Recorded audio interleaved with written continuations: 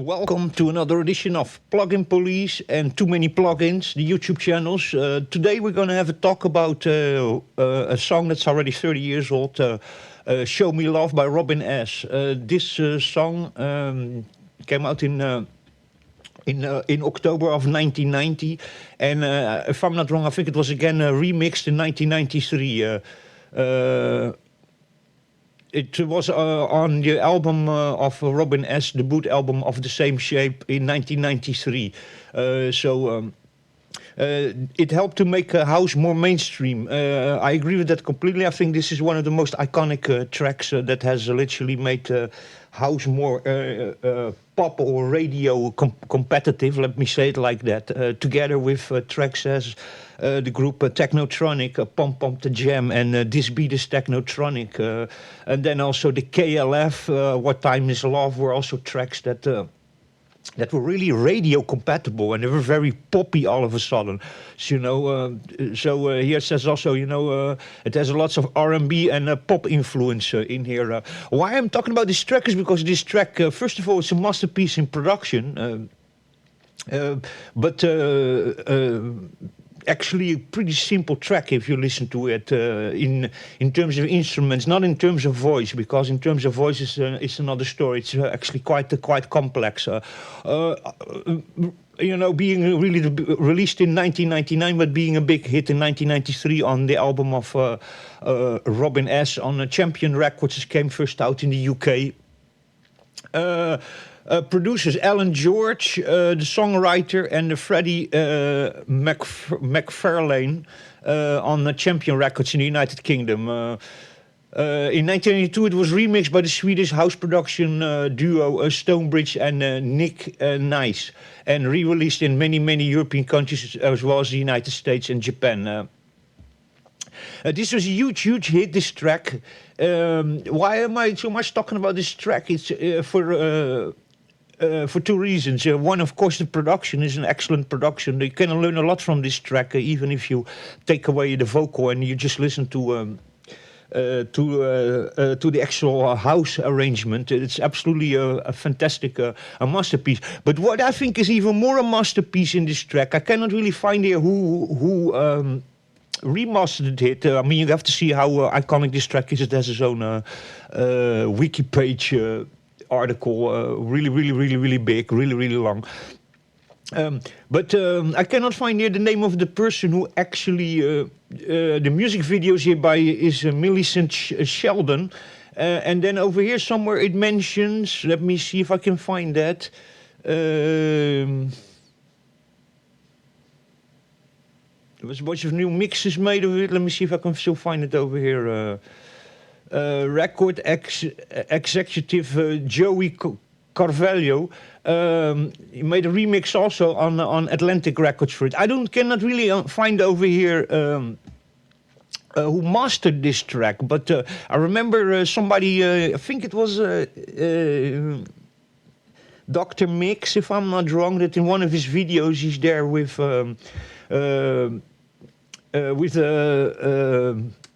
the musician who made all the synthesizers for the Michael Jackson songs. They were in the interview talking about this track and about the mastering of this track. I think it wasn't there. Correct me if I'm wrong, but I think over there they were talking about the mastering of this track, because the mastering of this track is incredible. Even 30 years later, of course, the production and the arrangements is absolutely fantastic, but the mastering is something of another world, and we have to see that even today, if you listen at it, 31 years later, it didn't age. It really aged really well. So even for today, modern standards, it sounds absolutely fantastic. Of course, the LUFS is going to be lower. Everything before 1996, the loudlet units on a factor of scale were much lower. Now we're in the loudness wars, but we're pushing everything to peak distortion level. But in that time, not so. The LUFS is a little bit lower than today, and everything you listen on YouTube is even lower, because YouTube even if something is -1 dBFS, then YouTube already automatically compresses it to -6 dBFS, and then If you then yourself convert it again to an MP3, you lose a lot of loudness and a lot of quality. But that's not the thing. Let's just have a listen to this track about the mastering, because the mastering is absolutely incredible. This is an old upload, so it's very low quality from YouTube. Just I'm going to play it. Hopefully we don't get copyright claim, but probably will do. So I hope I can work around it. But just the mastering of this track. Here you go.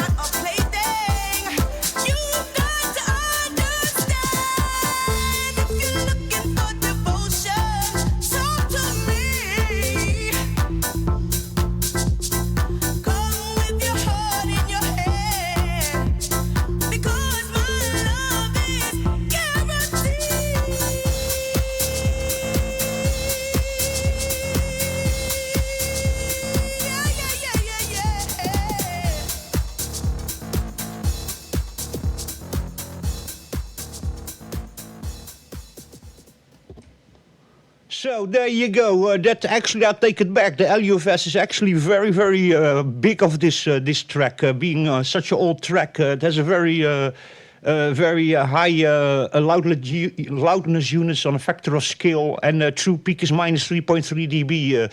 So even with YouTube's compression, that normally you upload it to 0.1 minus 1.0 dB dBFS, then YouTube normally already automatically lowers that to minus 6 dBFS. So over here we at between 13.9 LUFS and minus 3.3 dB through peak. So that's a pretty loud signal.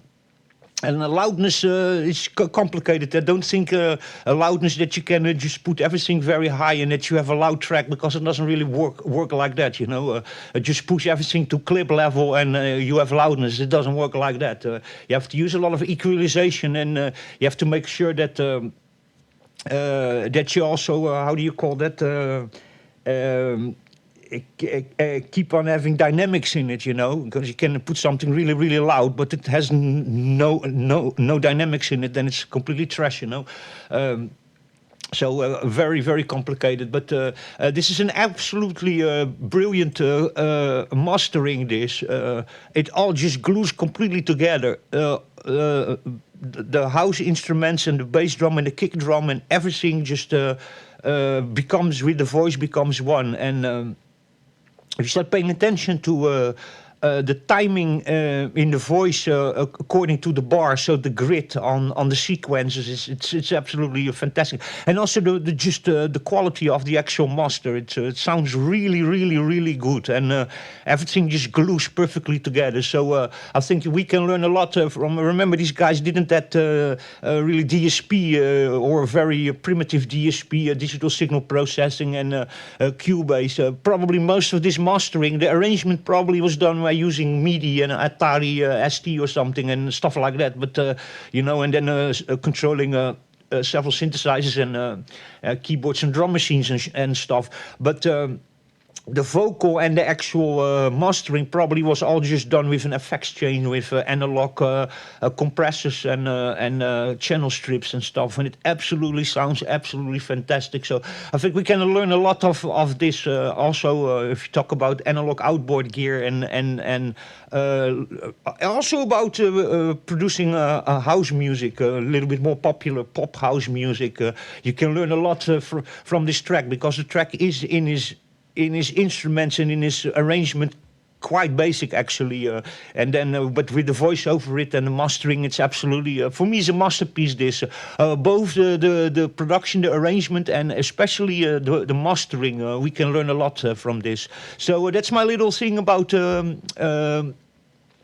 Show Me Love by Robin S. about mastering before 1996, and also a little bit about the LUFS, loudness unit on a factor of scale. We are now in the loudness wars, but listen to many old 80s and 90s CDs and vinyls, and the LUFS is the loudness unit on a factor of scale is sometimes 3 times lower than what you listen today. But today you listen a lot of stuff also that is so to the clip level and to the peak level that we introduce a lot of distortion with that also, and THD, so total harmonic distortion and stuff, because the more you start pushing things to clip level, automatically the total harmonic distortion you also amplify, and also every little noise that's in a voice or in a sample or in your recording will be boosted and will also be there in the forefront of your mix.